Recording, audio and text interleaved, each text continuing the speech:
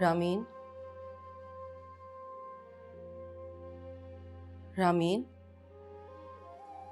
जी।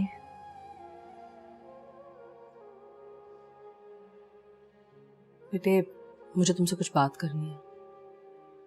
कहें। तुम्हारी तबीयत तो ठीक है ना? जी।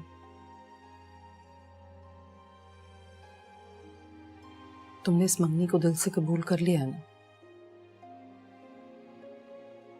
कबूल करने की कोशिश कर रही हूँ।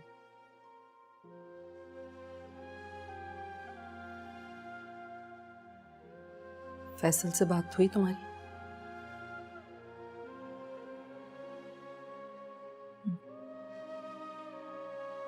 क्या कहा उसने?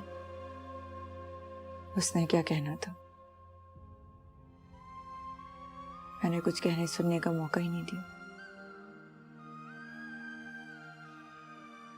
मुझे अफसोस है उसके लिए। मैं इतनी सख्त दिल कैसे हो गई, मुझे कुछ समझ नहीं आ रहा। ये मंगनी का असर है।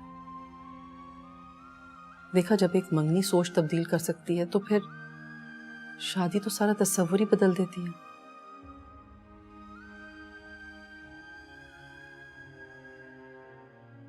अब समझ आई तुम्हें कि मैं तुम्हारे डैड को लेकर इतना कंसर्न क्यों रहती हूँ? जी। खुश रहो। मैं तुम्हें खुश देखना चाहती हूँ, बहुत खुश।